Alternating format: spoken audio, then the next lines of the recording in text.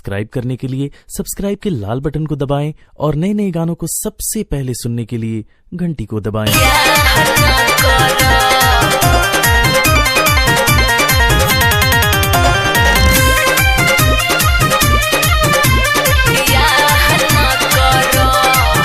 अरे लइका खोजाता जाने सुनता नी खबरे हम न चाहब तका होई शादी जबरे नेहा कही बात सही बा हो न हो। अरे लइका खोजाता जाने सुनता नी खबरे हम न चाहब तका होई शादी जबरे मन बात छोड़ दो तबाह ना करो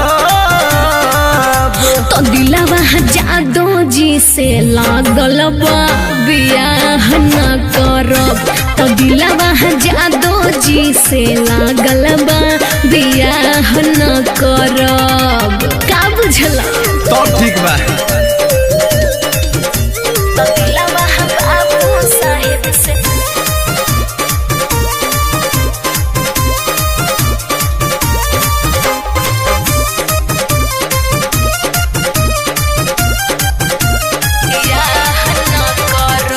कैसे भुलाइब जानू कैल तोहर प्यार हो मिली नया हीर जैसन यार दिलदार हो। बात तो सही कहतड़ा सही कहनी अनु कैसे भुलाइब जानू कैल तोहर प्यार हो मिली नया हीर जैसन यार दिलदार हो। जानी जाति काबू तैयार ना भरब।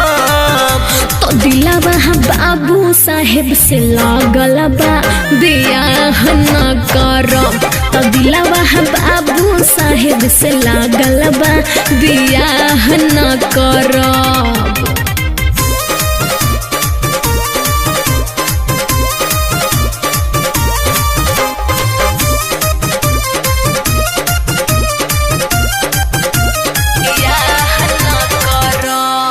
सही मन सुनाही करी है परेशान हो दोसर का होई जे कर लभर ओहिरान हो। बात बुझाता सुनिल सगर मसूरी मेलिना करी है परेशान हो दोसर का होई जे कर लभर ओहिरान हो। बनबून में हर ऐसन चाहना करब। तो दिलवा मसूरिया मिल से लागल बा बियाह न करब। तो दिलवा तिवारी जी से लागल बा बियाह न करब। बुझला।